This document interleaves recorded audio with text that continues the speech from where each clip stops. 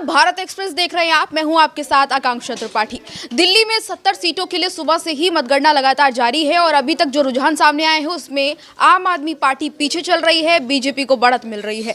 ऐसे में exit polls के हिसाब से ही ये सभी चीज़ें चल रही हैं। लेकिन अगर दिल्ली की बात करें, जहाँ से आम आदमी पार्टी की शुरुआत हुई थी, वहाँ पर अगर आम आदमी पार्टी पीछे जाती है या फिर हार जाती है तो आम आदमी पार्टी के लिए बड़ा झटका, और ख़ास तौर से केजरीवाल की अगर बात की जाए तो उनके लिए व्यक्तिगत झटका, क्योंकि आम आदमी पार्टी की अगर शुरुआत की बात की जाए तो वो दिल्ली से ही हुई थी।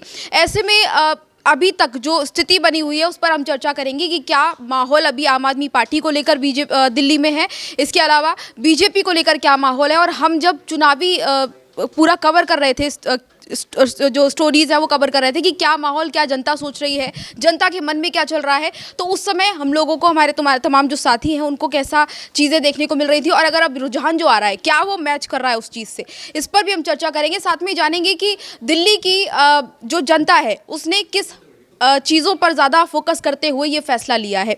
तो हमारे साथ हमारे सहयोगी कुछ जुड़े हुए हैं। सबसे पहले वरिष्ठ पत्रकार मेरे साथ मेरे सहयोगी सर जुड़े हुए हैं, हरिशंकर कुमार। इसके साथ ही मेरे साथ रोमा हैदर, मेरी सहयोगी उज्जवल मिश्रा, मेरे सहयोगी मेरे साथ जुड़े हैं। सभी से जानेंगे क्योंकि लगातार चुनाव के दौरान ये सभी चुनावी मैदान में उतरे हुए थे, लोगों के बीच पहुंचे हुए थे। हम लोगों ने लोगों से जाना कि क्या स्थिति दिल्ली में है, तो अब नतीजे क्या है उस पर भी चर्चा करेंगे।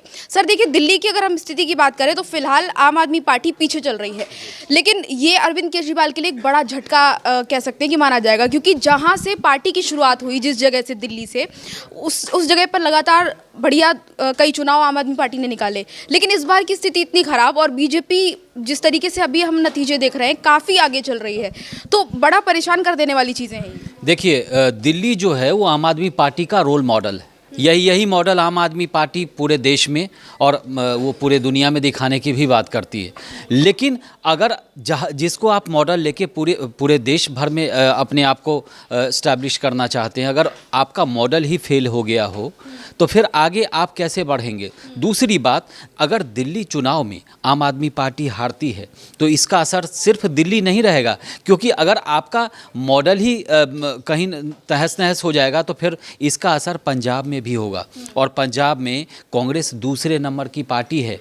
दिल्ली के कई सीटों पर भी कांग्रेस ने आम आदमी पार्टी को झटका दिया है, अभी दिख रहा है, क्योंकि कांग्रेस के उम्मीदवारों ने ठीक ठाक वोट काटे और उसी वजह से केजरीवाल जी की पार्टी पीछे चल रही है कई सारे सीटों पे, तो कांग्रेस भी फैक्टर है। लेकिन पंजाब में कांग्रेस एकदम से नज़र गड़ाए बैठी है और दूसरे नंबर की पार्टी है वहाँ पे, और मुझे लगता है कि दिल्ली का असर, अगर केजरीवाल जी की सरकार नहीं आती है तो मुझे लगता है कि दिल्ली का असर पंजाब में भी होने वाला है अगले चुनाव में। और कांग्रेस जो है, कांग्रेस के पास पंजाब में बड़े अच्छे नेता हैं और वो लगातार ग्राउंड पर काम कर रहे हैं, तो मुझे लगता है कि इसके बाद पंजाब में भी उनको मुश्किल होने वाली है।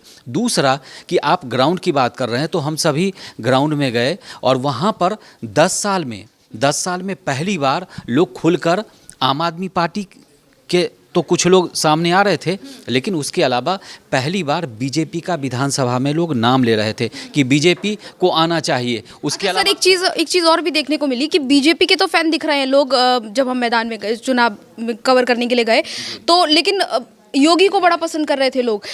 बड़ी हैरानी की बात ये लगी कि क्योंकि सीएम कैंडिडेट नहीं बताया गया बीजेपी की तरफ से, तो लोग ये बोलते दिखे, क्योंकि जनता कहते हैं, जनता भोली है, नहीं समझती इतनी ज़्यादा राजनीति, तो लोग कहते देखे कि योगी जैसा नेता उनको चाहिए। तो बीजेपी का किस तरीके से लोगों के दिमाग में असर हो रहा है वो भी देखने को मिला। देखिए, हार अगर केजरीवाल जी की सरकार नहीं बनती है, अगर हार होती है आम आदमी पार्टी की, तो सिर्फ एक फैक्टर नहीं है, बहुत सारे फैक्टर हैं। और दूसरा, बहुत सारे दिल्ली के लोग तो कहते हैं कि हमको योगी जैसा सीएम चाहिए, हालांकि वो संभव नहीं है, लेकिन लोग कह रहे थे कि वैसा ही आदमी होना चाहिए कि बाकी सारी चीज़ें ठीक करे, एक एक चीज़ें। अच्छा, आम आदमी पार्टी ने इतने बड़े सपने दिखाए शुरू में ही कि लोगों की जो मतलब उम्मीदें हैं बहुत ज़्यादा थी, बहुत हाई लेवल पर लोग पहुंच चुके थे। उसके बाद मिला क्या?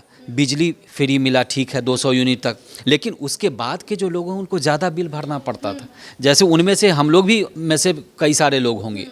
इसके अलावा पानी जो है वो साफ़ पानी नहीं मिला, सड़कों की हालत दिल्ली की बहुत अच्छी नहीं है, कनॉट प्लेस की बात छोड़िए, आप पुरानी दिल्ली के इलाकों में जाइए तो आपको सड़क पर गड्ढे दिख जाएंगे। उसके अलावा और भी इलाकों में बहुत सारी चीज़ें हैं जो डेवलपमेंट का काम नहीं हो पाया, ये फ्री के चक्कर में। तो लोगों के मन में था कि कुछ नया करना है, बदलना है, लेकिन उसके पास ऑप्शन जो है इस समय बीजेपी सामने दिख रही थी, इसीलिए लोगों ने बीजेपी चुना। दूसरी बात ये कि बीजेपी के जो ट्रेडिशनल वोटर हैं, सपोर्टर हैं 39% के आसपास, वो पहले से उनके साथ में हैं। लेकिन जो 18% जो लोकसभा चुनाव में नरेंद्र मोदी जी को वोट करते थे, वही विधानसभा में केजरीवाल जी को चले जाते थे। वो 18% जो स्विंग वोटर है वो आज दिख रहा है कि उन्होंने इस बार केजरीवाल के साथ जाने का फैसला नहीं किया और उन्होंने बीजेपी को वोट दिया है। तो मुझे लगता है कि एक फैक्टर ये भी है। रोमा, आप भी क्योंकि चुनावी पूरा जो माहौल रहा उसको कवर किया आपने और ग्राउंड पे रही हैं, तो क्योंकि लोगों से जब बात करते हैं तो बहुत कुछ साफ होता है, लोगों के उनके मुद्दे सामने आते हैं। तो कोई ऐसा मुद्दा आपको लगा कि जिसकी वजह से ये पूरा नतीजा जो है वो बीजेपी के फेवर में जा रहा है, आम आदमी पार्टी के खिलाफ हो गया है? आकांक्षा, जो मैंने पर्सनली फील किया जब हम लोग ग्राउंड पे गए थे, तो वहाँ लोगों का जो गुस्सा था वो आम आदमी पार्टी को लेके था, क्योंकि वहाँ पे काम नहीं हुआ था। जो लोगों की उम्मीदें थी उस पर आम आदमी पार्टी खरी नहीं उतरी, क्योंकि लोगों का कहना था कि रोड्स नहीं बने हैं, गड्ढे बहुत ज़्यादा हैं, फ्री का हम क्या करेंगे। तो लोगों का कहना था कि फ्री तो ये दे रहे हैं लेकिन रोज़गार नहीं है, रोज़गार का मुद्दा है, गड्ढे हो गए, सड़कें हो गई, शिक्षा हो गई। लोगों का ये भी कहना था कि हॉस्पिटल्स इन्होंने बनवा दिए पर वहाँ पे अच्छी सुविधा नहीं है। तो इस वजह से लोग बहुत ज़्यादा डिसअपॉइंटेड थे। वो लोग ये चाहते थे कि या तो हम कांग्रेस को एक मौका दें या फिर हम बीजेपी को मौका दें, लेकिन आम आदमी पार्टी के साथ नहीं जाना चाहते थे। अच्छा रोमा, एक चीज़ और कि जो नतीजे भी आप देख रहे हैं, क्या आप जब लोगों के बीच गई तो यही चीज़ें आपको देखने को मिली? मतलब आपको लगा कि वाकई बीजेपी आगे जाएगी और आम आदमी पार्टी पीछे जाएगी? लोगों से बात करके जो महसूस हुआ? बहुत से मुस्लिम इलाकों में जब हम गए तो वहाँ पे बहुत चौंकाने वाली चीज़ हमने देखी कि अब तक ज़्यादातर क्या होता आया था कि आम आदमी पार्टी को ही मुस्लिम्स मौका दे रहे थे, लेकिन इस बार ये बहुत ही आश्चर्य हुआ इस बात पे कि वो लोग ये कह रहे थे कि हमें बीजेपी चाहिए, क्योंकि हमने बहुत मौका दे लिया और अभी हम बहुत डिसअपॉइंटेड हैं, हम आम आदमी पार्टी को अब और आगे नहीं देखना चाहते। बदलाव के लिए भी उन्होंने बोला कि हमें बदलाव चाहिए, क्योंकि अगर एक ही पार्टी सत्ता में रहेगी आगे तक तो फिर कौन बदलाव करेगा, क्योंकि आम आदमी पार्टी से अब उन्हें कोई उम्मीद नहीं है। तो लोग बहुत ज़्यादा गुस्सा थे।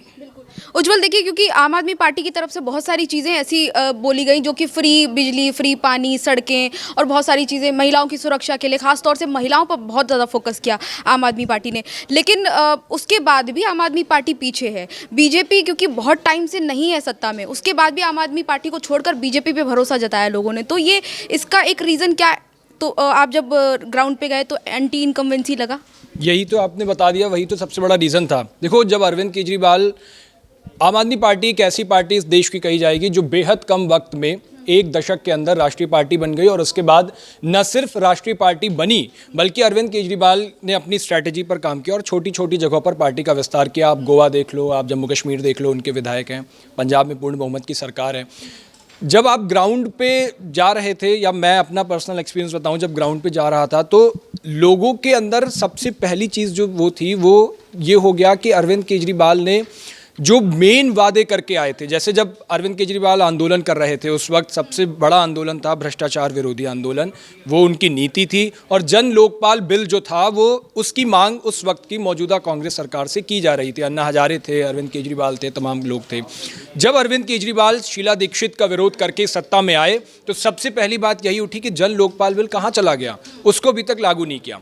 उसके बाद अरविंद केजरीवाल ने 3 अपने वादे किए, यमुना की सफाई को लेकर, सड़कों का, आपने सुना होगा कि उन्होंने कहा था पेरिस जैसी बना देंगे। उसके मीम भी बनते हैं, जब दिल्ली में बारिश होती है सड़कें भर जाती हैं तो लोग कहते हैं कि झीलों का शहर बना दिया।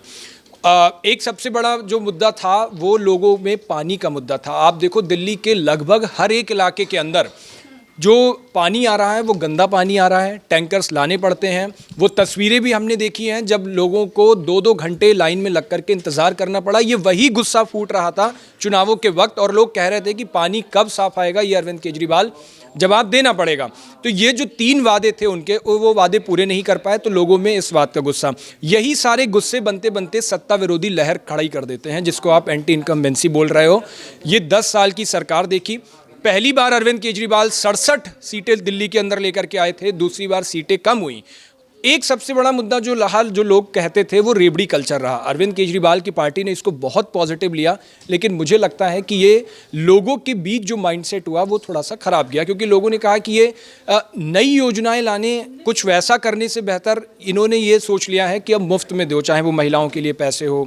बीजेपी भी इसमें पीछे नहीं रही। अरविंद केजरीवाल ने 2100 कहा तो बीजेपी 2500 कहा, लेकिन हुआ क्या कि पंजाब अरविंद केजरीवाल के पास था, बार बार उसको ला करके जिक्र किया जाता था कि आपने पंजाब में ये योजनाएं क्यों नहीं लागू की। जब आपने वक्त देखा तो आपने पुजारियों के लिए योजना लागू कर दी, मौलवियों के पैसे अभी तक आप दे नहीं पाए हो दिल्ली के अंदर। महिलाओं को जो 1000 रुपये आप पहले दे रहे थे उसकी किस्तें अभी तक गई नहीं हैं। पेंशन वाली जो आप दे रहे थे वो भी किस्तें पूरी हुई नहीं है। जबकि इसके उलट बीजेपी ने क्या किया कि महाराष्ट्र में अगर उस योजना का ऐलान किया तो शिवराज सिंह चौहान के वक्त से लेकर के अभी तक वो सारी किस्तें जा रही हैं। तो लोगों को एक ये बिलीव भी आ गया कि अगर बीजेपी आती है तो वो चूंकि और राज्यों में दे रही है तो यहाँ भी देगी ही देगी। अरविंद केजरीवाल सिर्फ चुनावी मुद्दा भुनाने के लिए योजनाएं लेकर के आए हैं, बाद में मिलेगा या नहीं मिलेगा ये नहीं पता लोगों को। एक चीज़ ये भी थी कि आम आदमी पार्टी आम लोगों के लिए ऐसे आई थी कि हम आम लोगों की तरह ही रहेंगे, मतलब नेताओं वाला प्रोटोकॉल नहीं चाहिए, हमें कोई बहुत बड़ी चीज़ें नहीं चाहिए। फिर शीश महल बनवाया, शीश महल को लेकर लोगों में नाराज़गी इस बात पे कि ठीक है सीएम वाली चीज़ सही है सर वहाँ। ये जो आप शीश महल का कह रही हो, ये एक बीजेपी ने जितना अपने प्रचार में खर्च किया है ना, उतना इस मुद्दे को हवा देने में खर्च किया है कि कैसे ये बात आम लोगों तक पहुंचे कि अरविंद केजरीवाल ने शीश महल में। आपको याद होगा फिर ये सारी ना अपनी अपनी राजनीति की अपनी जगह है। सेंट्रल विस्टा किस दौर में बना? जब ये देश कोरोना महामारी से जूझ रहा था, उस वक्त फंड खर्च किया जा रहा था सेंट्रल विस्टा। उसमें फर्क आ जाता ना उज्जवल की उस टाइम पे आम आदमी पार्टी क्योंकि जो चीज़ बोल के आई थी वो चीज़ पे नहीं रही। आपको पता है दिल्ली के मुख्यमंत्री के पास अपना एलोकेटेड कोई आवास नहीं है। दिल्ली के मुख्यमंत्री को आवास के लिए जगह ही नहीं है। पीडब्ल्यूडी विभाग उसको एक जगह एलोकेट करता है और उसको वो आवास देता है। तो दिल्ली के मुख्यमंत्री के पास तो सरकारी आवास भी अपना नहीं है। बावजूद उसके अगर पीडब्ल्यूडी ने कोई जगह बनवा करके दी है, इस देश के कितने मुख्यमंत्रियों के आवास आप देखोगे, मुख्यमंत्री का आवास जाहिर तौर पर उसमें सारी रिसोर्सेज होंगी, सारी चीज़ें होंगी, लेकिन ये सिर्फ एक हवा देने की कोशिश थी। और मुझे लगता है बीजेपी बहुत हद तक उसमें कामयाब हुई। लोगों के जहन में ये बात गई कि अरविंद केजरीवाल ने बहुत बड़ा भ्रष्टाचार करके अपने घर में पैसा लगाया है। सर देखिए, क्योंकि जब हम लोगों के बीच गए थे तो लोग ये शीश महल का जो मुद्दा था उसको इस तरीके से बोलते नजर आए कि अरविंद केजरीवाल आम आदमी पार्टी को जब उन्होंने बनाया, स्थापना की, तो उन्होंने कहा कि आम आदमियों की तरह रहेंगे। जब वो शपथ लेने के लिए गए तो वो आपको टाइम याद होगा किस तरीके से पहुंचे, तो बड़ा चर्चाओं में रहा था। नायक मूवी थी शायद, उससे कंपेयर किया गया था इनको कि अरे बहुत अच्छा काम किया। सरकार भी पहली बार इनकी बहुत कम समय के लिए चली, दोबारा जब आए तो बहुत अच्छी तरीके से जीत के आए। लेकिन अब भले ही ये बात उज्जवल जैसे कि कह रहे हैं कि कोई आवास नहीं था उनके पास, तो गलत नहीं था सीएम के लिए, क्योंकि ये सब चीज़ें होना कोई बड़ी बात नहीं है। पर लोगों के मन में जो चीज़ें गई वो इस तरीके से गई कि आप बोल तो रहे थे कि हम आम आदमी पार्टी की तरह, हम आम इंसान की तरह रहेंगे, आम आदमी की तरह रहेंगे। आपने नाम भी आम आदमी पार्टी दिया, लेकिन जब सुविधाओं की बात आई तो आपने सारी चीज़ें उसी तरह से ली, प्रोटोकॉल सारे वो सीएम वाले फॉलो किए। जो शुरुआत में आपने दिखाया ऑटो रिक्शा से पहुँचे, वो चीज़ें आप भूल गए। तो गुस्सा उस चीज़ का भी है लोगों को। देखिए, जो नेताओं हमारे जो नेता हैं वो कैसा हो, तो आमतौर पे लोग मान के चलते हैं कि नेता जो है कुर्ता पजामे में हो और हमारी तरह एक बंडी पहन के रहे, सदरी जिसको कहते हैं यूपी में, तो ये पहन के रहे, साधारण लिबास में रहे। आम आदमी पार्टी के कुछ नेता वैसे दिखते भी, अरविंद केजरीवाल भी ऐसा नहीं है कि वो 1 लाख का सूट पहन के घूमते हैं, ऐसा नहीं है। लेकिन मनीष सिसोदिया भी स्वेटर पहन के आपको घूमते मिल जाएंगे। लेकिन शुरुआत में इन्होंने जो जो चीज़ें कही उस पर बाद में पलट गए। दूसरी बात, शीश महल की आप बात कर रही हैं, तो अगर एक मुख्यमंत्री घर बनाता है तो 2, 4, 5, 10 करोड़ खर्चा होता है उसमें। लेकिन अगर 50-60 करोड़ अगर खर्चा आप करेंगे विदेशी मॉडल के, उसमें बाथरूम से लेकर के बाकी चीज़ लगाएंगे, तो सवाल तो वो भी तब जब आप बोल रहे हैं कि हम आम आदमी, हाँ, हम आम लोगों की तरह आम आदमी है, तब तो सवाल उठेगा।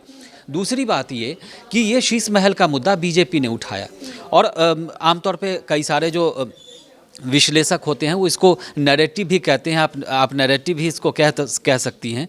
तो एक जो मुद्दा उन्होंने सेट किया, बाद में ये हुआ चुनाव के दौरान कि राहुल गांधी, प्रियंका गांधी, ये सब भी शीश महल ही बोलने लगे। मतलब लोगों के जहन में ये चीज़ें पहुंच गई। शराब का इतना बड़ा घोटाला मामला है, जो भी है उसमें जो भी सच्चाई होगी वो जांच चल रहा है। वो मामला इतना बड़ा और इतना तूल नहीं पकड़ सका जितना ये शीश महल 50-60 करोड़ वाला पकड़ लिया इसने, और लोगों की जुबां पे आ गया। अच्छा, ये खुद तो शीश महल बनवाते हैं, उसके बाद कहते हैं हम आम आदमी हैं। तो आप जो कथनी और करनी में अंतर होगा तो जनता फ़र्क समझती है। अगर हम कह रहे हैं कि हम ये नहीं लेंगे, ये लेंगे, चलो आप 10 साल आपने सत्ता चलाई, लेकिन ग्राउंड पर क्या है? ग्राउंड पर कमी दिख रही थी। ग्राउंड पर आपने भी देखा, आप सभी लोग गए, हम भी गए, और ग्राउंड पर लगातार परेशानी हो रही थी। आपको एक कच्ची कॉलोनी का बहुत इंटरेस्टिंग और मेरा खुद से जुड़ा मामला है। मैं संत नगर में रहता हूँ, बुराड़ी के बिल्कुल साथ में है। शुरुआत में संत नगर लगता है, उसके बाद बुराड़ी। वहाँ की सड़कें इतनी बुरी हालत कि कई बार हुआ है कि 2 किलोमीटर तक हमको बाईपास तक पैदल चल के आना पड़ा है, इसलिए कि सड़क पर उन्होंने गड्ढा खोद रखा था। पता चला कि बीच में पाइपलाइन डल रहा है, और वो पाइपलाइन बाद में रोक दिया गया ये कह के कि इसके पास अब फंड ही नहीं है। 2 साल तक तो आप लोगों को परेशान करते रहे। बहुत सारे ऐसे बच्चे हैं जो 62 सेक्टर में 63 तक आते हैं, उन्होंने वहाँ का घर जो है वो पेरेंट्स के पास छोड़ा और यहाँ के किराए पे रहने लगे। तो बहुत सारी परेशानी वहाँ पर थी। ऐसे जो दिल्ली में बहुत सारी कच्ची कॉलोनीज़ है, वहाँ पर बहुत दिक्कत है। वहाँ पानी तो आप लोगों को लगता होगा कि डेली आता है, नहीं। अगर पानी 2 घंटे के लिए आया है तो कल नहीं आएगा, परसों आएगा जी। तो ये काहे का विकास और काहे का फ्री पानी? आप हमसे पैसे लो और पानी सही दो। एक तो पीने लायक नहीं, और वो नहाने लायक भी ढंग का नहीं होता है कई इलाकों में। तो पानी अगर आप दे रहे हैं तो साफ़ पानी तो दीजिए, और डेली कम से कम दीजिए। आदमी एक दिन अल्टरनेट करके कैसे जिएगा? तो बहुत सारी दिक्कतें थी। अच्छा, इसके अलावे पॉल्यूशन जो है दिल्ली के बहुत सारे लोगों को बीमार कर चुका है। आपको जानकारी होगी कि जो ठंड के मौसम में दीपावली के आसपास बहुत सारे लोग दिल्ली से पलायन कर जाते हैं, अपने रिश्तेदारों के घर चले जाते हैं जो सक्षम हैं, इसलिए कि डॉक्टर उनको कहता है कि किसी को अस्थमा है, चाहे किसी को उस तरह की प्रॉब्लम है, तो वो दिल्ली से इसलिए चले जाते हैं कि यहाँ का पॉल्यूशन लेवल बहुत ज़्यादा है। पहले आप कहते थे कि दिवाली की वजह से है, पटाखे बैन हो गए, चलो जी, लेकिन अब तो उससे भी ज़्यादा पॉल्यूशन हो रहा है दिवाली के टाइम में। तो ये सारी चीज़ों को लेके उन्होंने एक कुल लगाकर मशीन लगाई दिल्ली में, एयर प्यूरीफाई, और वो मशीन आज के डेट में रनिंग में नहीं है, और उससे ज़्यादा उन्होंने पैसे उसके एडवर्टाइजमेंट में खर्च कहाँ गया वो मशीन? केजरीवाल जी बताएं। तो दिल्ली की जनता तमाम मुद्दों पर बहुत परेशान थी, ये दिख नहीं रहा था। अच्छा, लोग कहते थे आमतौर पे सब जगह आम आदमी पार्टी के कार्यकर्ता हावी रहते थे हर मुद्दों पर। बीजेपी के जो लोग थे वो साइड में थे, इसीलिए कि उनको लगता था कि हम बेवजह के क्यों झंझट में पड़ने जाएं। लेकिन इस बार बीजेपी के सभी लोग सामने आए, लड़ते दिखे। वो एक रीज़न ये भी है कि तमाम बड़े जो नेता थे आम आदमी पार्टी के, उनको केस और बाकी चीज़ों में उलझा दिया, घोटालों में उलझा दिया। ये आम आदमी पार्टी ऐसा आरोप लगाती रही है। रुमा, आप क्योंकि जब मैं वहाँ लोगों के बीच पहुँची थी तो महिलाओं से भी इंटरेक्शन हुआ आपका, और महिलाओं को देखा जाए तो अरविंद केजरीवाल की तरफ से बहुत चीज़ें फ्री में मिली हैं, तो उससे सुविधा है लोगों को। महिलाओं को अगर बस की बात करें तो आज हम जब देखते हैं तो डीटीसी बस में महिलाओं की संख्या काफ़ी ज़्यादा होती है, क्योंकि फ्री सफ़र है तो अब सोचना नहीं पड़ता उतना महिलाओं को। तो क्या लगता है कि महिला खुश थी इस चीज़ से कि अरविंद केजरीवाल जिस तरीके से उनको चीज़ें दे रहे हैं, सिलेंडर वगैरह की भी बातें, और अगर हम बात करें बिजली पानी की भी, तो क्योंकि घर का खर्च चलाने का जो काम होता है, घर को मैनेज करने का जो काम होता है, वो महिलाओं के हाथ में होता है, क्योंकि घर का बजट उन्हें मेंटेन करना है। तो महिलाओं के दिल में क्या लगा कि जगह बनाई अरविंद केजरीवाल ने? आकांक्षा, इसका जवाब मैं दूंगी, लेकिन इससे पहले मैं ये कहना चाहूँगी, जैसे कि सर ने अभी बताया कि उन्होंने एक इंसिडेंट देखा था कि वो गड्ढा था और उसके लिए बोला जाता था कि फ़ंड नहीं है। सेम ऐसे ही मैंने देखा था शाहीन बाग में, हमारी टीम पहुंची थी, तो वहाँ पे एक गली थी जो पूरी खुदी हुई थी, और वहाँ लोग कहते थे कि हर महीने आते हैं, पाइपलाइन डालते हैं और फिर उसको कवर नहीं करते, क्योंकि कहा जाता है कि फ़ंड्स नहीं मिल रहे, ये हमारे हाथ में नहीं है, ये बीजेपी के हाथ में। तो शुरू के कुछ सालों तक लोगों को ये कह के बहकाया गया कि हम कुछ कर नहीं पा रहे क्योंकि बीजेपी कुछ करने नहीं दे रही, लेकिन अब जाके जनता समझ गई कि ये सिर्फ और सिर्फ टालने वाली बात है, जबकि काम किया जा सकता है, लेकिन ये जनता को बेवकूफ़ बनाया जा रहा है। तो वही बात थी कि आम आदमी पार्टी की ये सारी चालाकियाँ और सब चीज़ें लोग समझ गए, तभी जनता ने फैसला लिया कि इस बार हमें कुछ बदलाव देखना है। दूसरी चीज़ कि महिलाओं से जब हमने बात की तो हमने देखा कि महिला वो तो उनको तो पसंद आ रहा था कि हमें डीटीसी बस में फ्री सेवा मिल रही है, फ्री की सुविधा मिल रही है, पर जो लोगों से हमें बात करके पता चला कि जो बस ड्राइवर हैं, कंडक्टर हैं, उनको उनकी तनख्वाह टाइम पे नहीं मिल रही है। तो ये हमारे सामने परेशानी उनकी आई कि हमें टाइम पे जब पैसे नहीं मिलेंगे तो हम कैसे अपना घर चलाएंगे, क्योंकि वो भी आम आदमी है, उनको भी अपना घर चलाना है। उसमें एक चीज़ और मैं आपको जोड़ दूं, बस ड्राइवर की बात कर रहे हैं, ज़्यादातर जो डीटीसी के बस चला रहे हैं लोग ठेके पर हैं। उनकी सैलरी किसी की 20,000 है, किसी की 15,000 है, किसी की 25,000 है। अब बताइए 15,000 पाने वाला अगर 2 महीने से सैलरी नहीं मिली तो उसका घर कैसे चलेगा? तो ये सबसे बड़ी समस्या थी। और बस में बहुत सारी दिक्कतें और भी थी कि डीटीसी की जितनी बसें हैं, ये नया इलेक्ट्रिक वाला छोड़ दीजिए, जो केंद्र सरकार से 400-500 बसें इनके पास आई हैं वो छोड़ दीजिए, जो डीटीसी की जो ओरिजिनल बसें हैं, जो इनकी पुरानी बसें हैं, उनका बहुत हालत कंडम है। आप किसी से पूछिए, क्योंकि वो दूर से आती हुई दिख जाए तो आप समझ जाइए कि डीटीसी की बसें इतनी आवाज़ करती है वो बस। ठीक है, बिल्कुल। एक उज्जवल से एक आखिरी रिएक्शन लेते हैं कि क्या कैसा रहा। और देखिए, क्योंकि उज्जवल आम आदमी पार्टी ने बहुत वादे दावे किए, लेकिन अगर हम जब ग्राउंड पे, क्योंकि हम जब गए तो हमने देखा कि लोग बहुत परेशान हैं। पानी का उन्होंने वादा किया, वो सही तरीके से पूरा नहीं किया। बिजली का वादा किया तो बिजली का बिल काफ़ी ज़्यादा लोगों का आ रहा है। तो जो वादे किए थे, अगर वो ढंग से पूरे किए होते तो क्या ये जो आज स्थिति हम देख रहे हैं रुझानों में, वो कुछ अलग होती? आकांक्षा, वादों का तो असर था ही, जैसे कि रोमा ने भी बताया ना कि लोग ये जान रहे थे कि ये काम कर सकते हैं, नहीं किया। ये एक सबसे बड़ी वजह, और इसी को मैं आगे और बढ़ाता हूँ। लोगों ने ये भी समझ लिया कि अरविंद केजरीवाल, चाहे दिल्ली सरकार, क्या इससे पहले शीला दीक्षित ने काम किए नहीं दिल्ली के अंदर, क्या इससे पहले काम हुए नहीं, लेकिन अरविंद केजरीवाल हमेशा क्या सिगुफा छोड़ते थे, एलजी साहब नहीं करने दे रहे हैं, केंद्र सरकार नहीं करने दे रही है। आप एक बात में ये कह लोगे, दूसरी चीज़ में कह लोगे, हर चीज़ में आप ये नहीं कह सकते। और भी जगह सरकार चल रही है। जम्मू कश्मीर में आप देखो, सबसे सेंसिटिव एरिया है, वहाँ पे भी एलजी है, मनोज सिन्हा है, वहाँ पे उमर अब्दुल्ला की सरकार है, दोनों कोऑर्डिनेशन के साथ काम कर रहे हैं। नरेंद्र मोदी अभी गए थे, इतनी सारी योजनाओं का शिलान्यास किया, उमर अब्दुल्ला उनके साथ खड़े रहे और तालमेल मिला करके सरकार चला रहे हैं। आज उमर अब्दुल्ला ने शायद जो अपनी गुस्सा खींच निकाली है वो इसी बात को लेकर निकाली है कि बट करके आपने सारा काम दिल्ली के अंदर खराब कर दिया। और हर बात पे आप ब्लेम गेम नहीं खेल सकते हो, एलजी को साथ में लेकर, केंद्र सरकार को साथ में लेकर। अगर केंद्र सरकार को ही सारे काम साथ में करने हैं तो फिर दिल्ली के सीएम की ज़रूरत क्या है? फिर तो एलजी सरकार चला लेगा दिल्ली के अंदर, एलजी को ही चेयरमैन ही बना दो दिल्ली बोर्ड में और उसमें वो चलेगा। तो ये सारी चीज़ें जनता के दिमाग में बहुत सही से फिट हो गई। एक जो सबसे बड़ा कारण और रहा, उसका भी जिक्र करना बहुत ज़रूरी है, वो ये है कि अरविंद केजरीवाल जब से कानूनी पचड़ों में फंसे, अरविंद केजरीवाल की जो साथी थे, उनके जो आम आदमी पार्टी की सीनियर लीडरशिप थी, जब से वो कानूनी पचड़ों में, भ्रष्टाचार के आरोप में, इन तमाम चीज़ों में फंसी, उसके बाद क्या हुआ, जो कार्यकर्ताओं में था उनका मनोबल टूटा। ये एक सबसे बड़ी चीज़ होती है इसमें। जैसे आप सोचो, एक राजा ही जब टूट रहा है तो उसकी जो उसके मंत्री, महामंत्री, सेनापति, ये सब टूटते हैं। पुराने अगर आप जब इतिहास के युद्धों से अगर आप देखोगे, ये भी एक बैटल ही है। तो इसमें क्या हुआ, जब कार्यकर्ता टूटे, अरविंद केजरीवाल आए बाहर, आतिशी को सीएम बनाया, खुद इस्तीफा दिया, तो लोगों को लगा कि अब ये पार्टी डगमगा रही है, कार्यकर्ताओं को लगा। और जब कार्यकर्ता टूटता है तो उसके बाद आप देखो, 8 विधायकों ने इस्तीफा दिया, कैलाश गहलोत जैसा टॉप का लीडरशिप, पार्टी का संस्थापक कह लो आप, जो साथ में रहा, वो पार्टी छोड़कर गया। और सारे गए कहाँ? बीजेपी के पास।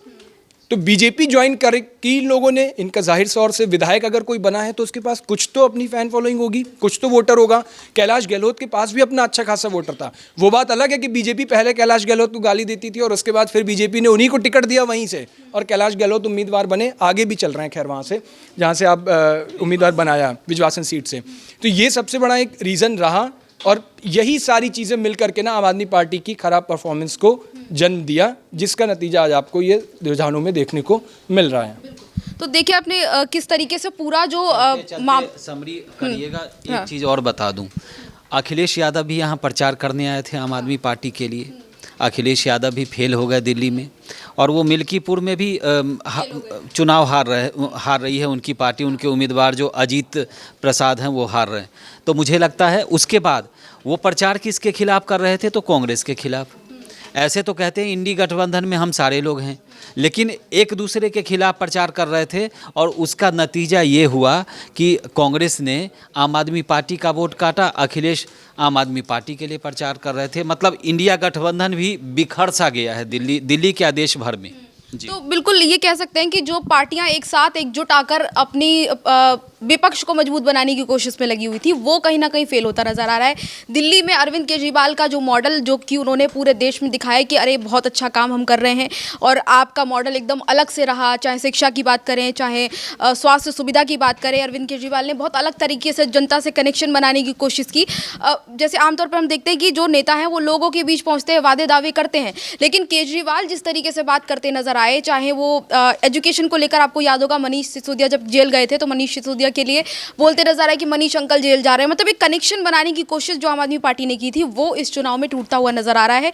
उसकी बहुत सारी वजह मेरे सहयोगी, मेरे साथियों ने बताई। जैसे कि उज्जवल ने एक बात बोली कि किस तरीके से जब पार्टी का जो बड़ा लीडर है, जब वो किसी चीज़ में फंसता है, जब वो टूटने लगता है, जब बिखरने की स्थिति आती है, तो फिर तो तमाम जो उसके नीचे, उसके पीछे काम करने वाले लोग हैं, उनको लगने लगता है कि अरे हमारा लीडर ही जब फंस गया है, तो कॉन्फिडेंस भी कहीं ना कहीं कम होता है। और कार्यकर्ताओं की अगर बात की जाए, जिस तरीके से तमाम चीज़ों में आम आदमी पार्टी इस समय फंसी हुई है, तो ऐसे में कार्यकर्ता एक बड़ा कह सकते हैं कि पार्टी के लिए फ़ायदेमंद साबित होते हैं, क्योंकि चुनाव में वो लोगों के बीच पहुँचते हैं, अपने आसपास के लोगों को वो हैंडल करते हैं। तो जब कार्यकर्ताओं में कॉन्फिडेंस कम होता है तो पार्टी को नुकसान होना तय है। तो वो चीज़ें यहाँ पर देखने को मिली। हालांकि अभी बीजेपी आगे चल रही है, और जैसे कि एग्जिट पोल्स बता रहे थे, वो चीज़ें काफ़ी हद तक अभी क्लियर दिख रही हैं, और नतीजे धीरे धीरे साफ होते जाएंगे। क्या कुछ अपडेट इस पर रहेगा, क्या कौन सी पार्टी कहाँ से किस सीट से जीतती नज़र आ रही है, और क्या बीजेपी की स्थिति आगे रहने वाली है, ये सब हम आपको बताएंगे। इसी तरह से तमाम और सारी अपडेट्स के लिए हमारे चैनल को सब्सक्राइब कर लीजिए और हमारे साथ इसी तरह से बने रहिए। फिलहाल के लिए नमस्कार।